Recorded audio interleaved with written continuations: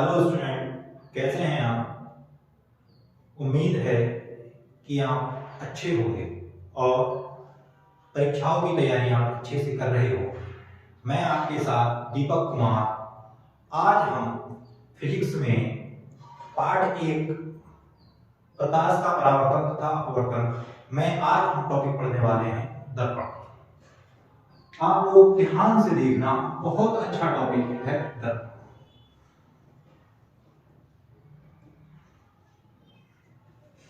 दर्पण होता क्या है, सबसे पहले हमें यह जानना बहुत आवश्यक है। दर्पण क्या है?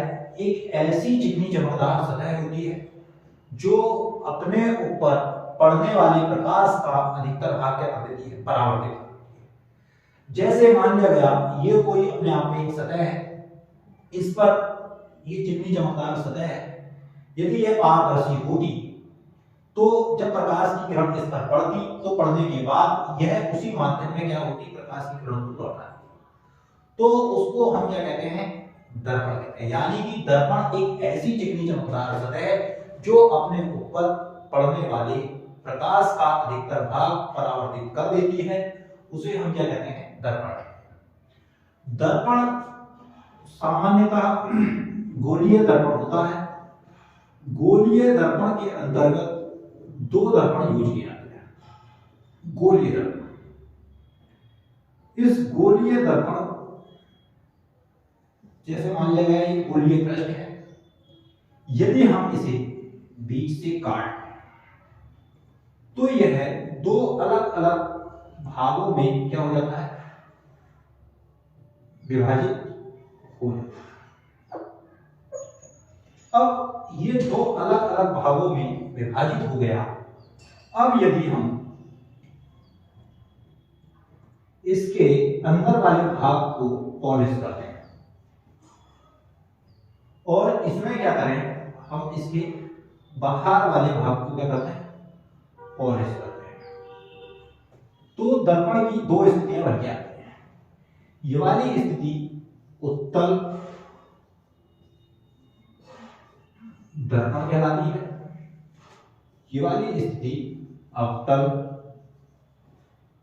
दर्पण।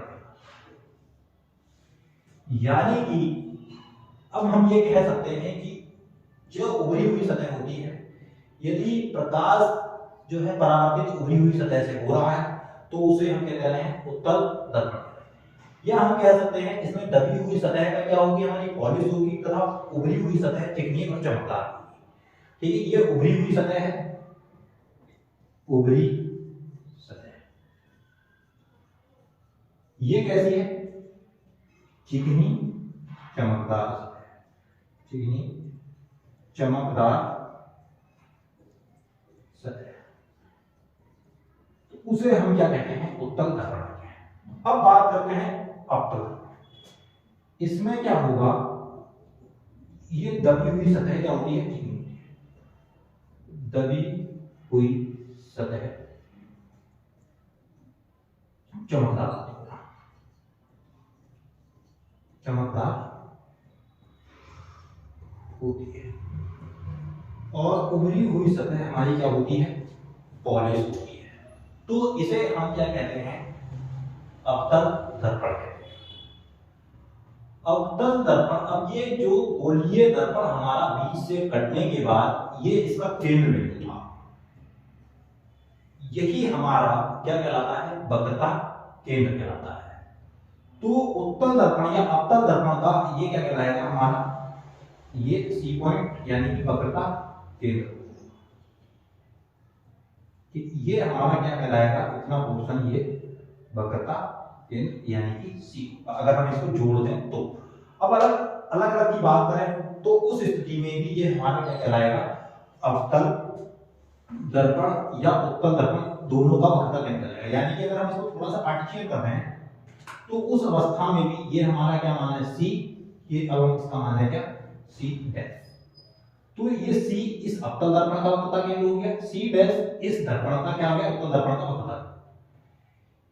इस दर्पण का जो मध्य बिंदु होता है वो हमारा क्या कहलाता है, ध्रुव कहलाता है।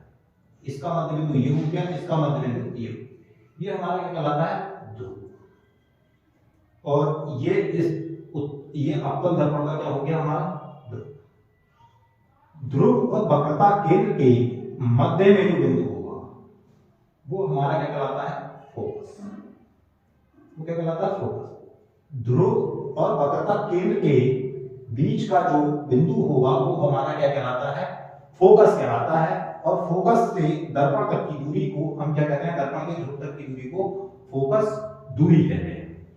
ये अभी हमारा बेसिक चीज चल रही है इसमें, अवतल दर्पण और उत्तल दर्पण। आप लोग ये ध्यानपूर्वक समझेंगे। दर्पण बहुत इंटरेस्टिंग टॉपिक है। ये छोटी छोटी चीजें हैं जो आपको आगे मदद करेगी।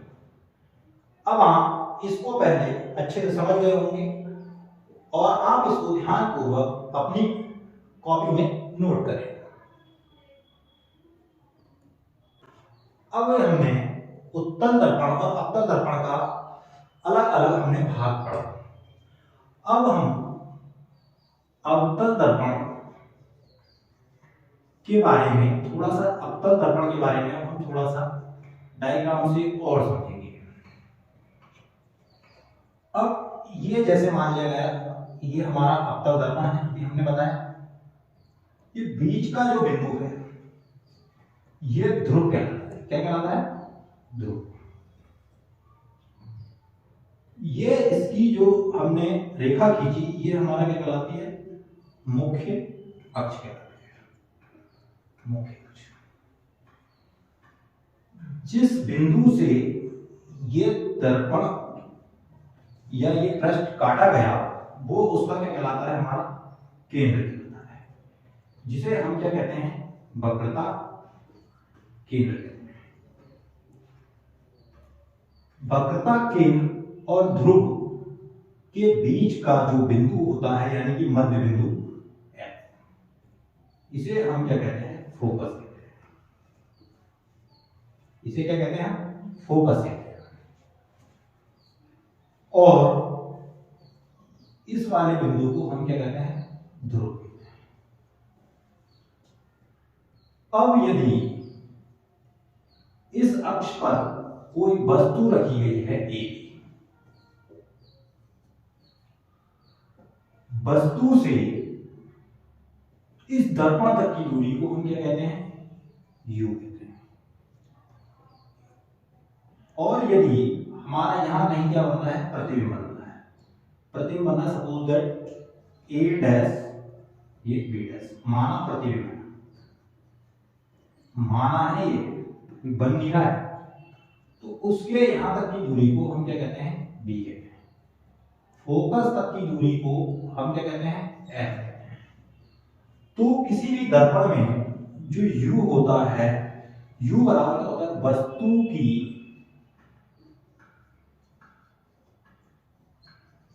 दर्पण से दूरी। v जो होती है वो प्रतिबिंब की दर्पण से दूरी, प्रतिबिंब की दर्पण से दूरी। और f जो होती है वो हमारी क्या होती है, फोकस। ये तीन चीजें होती हैं इसमें। हमें ये पता होना चाहिए कि वस्तु की दर्पण से दूरी कितनी होती है और प्रतिबिंब की दूरी क्या होती है और फोकस दूरी f क्या होती है। तब गोलीय दर्पण का जो सूत्र बनता है, तब गोलीय दर्पण का सूत्र 1/v प्लस 1/u बराबर 1/f। ये f हम कैपिटल भी लिख सकते हैं, यहाँ f स्मॉल भी लिख सकते हैं। तो ये गोलीय दर्पण का सूत्र है। इस समय ना तो ये अवतल दर्पण है ना ही उत्तल दर्पण है। अवतल दर्पण और उत्तल दर्पण हम इसे इसके u v f के चिन्हों से बनाएंगे। अब यहाँ ये समझ गए होंगे कि हमारा गोलीय दर्पण का सूत्र क्या होता है। इसमें पैरामीटर जो यूज हो रहे हैं वो क्या होते हैं। अब इसमें एक चीज आती है वास्तविक प्रतिबिंब। क्या चीज आती है? वास्तविक प्रतिबिंब। वास्तविक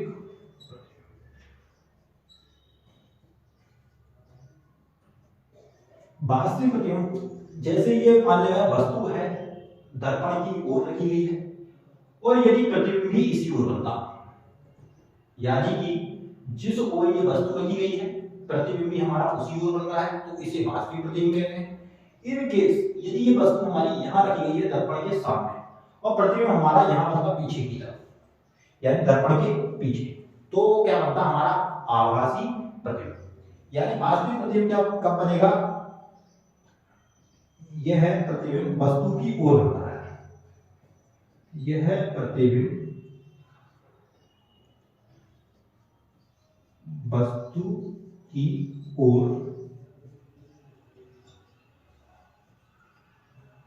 बनता है, अर्थात जिस ओर वस्तु होती है, जिस ओर वस्तु होती है। वास्तविक प्रतिबिंब की अपनी विशेषता होती है कि ये जो प्रतिबिंब बनेगा ये सदैव उल्टा बनेगा। वास्तविक प्रतिबिंब सदैव उल्टा बनेगा। वास्तविक प्रतिबिंब सदैव उल्टा बनता है। इसमें आपने देखा होगा कि जब भी हम इसको हम प्रैक्टिकली तरीके से देख सकते हैं कि हम जो शीशा देखते हैं अपना फेस देखने के लिए, वो सामान्यतः समतल दर्पण माना जाता है। आपने देखा होगा कि जब हम फेस देख रहे होते हैं तो हम जैसे होते हैं हम वैसे ही दिखाई देते हैं, लेकिन हमारा जो लेफ्ट है वो शीशे में राइट दिखाई देता है, जो हमारा राइट है वो शीशे में लेफ्ट दिखाई देता है। तो हम जैसे थे वो वास्तविक है, उसका प्रतिबिंब कैसा बना कि हमारा लेफ्ट भाग राइट दिखाई दे रहा है, जो राइट भाग है वो हमारा लेफ्ट दिखाई दे रहा है। तो हम उससे भी याद रख सकते हैं कि वास्तविक प्रतिबिंब सदैव उल्टा होता है। ये होता है हमारा आभासी प्रतिबिंब। आभासी प्रतिबिंब, आभासी प्रतिबिंब यह प्रतिबिंब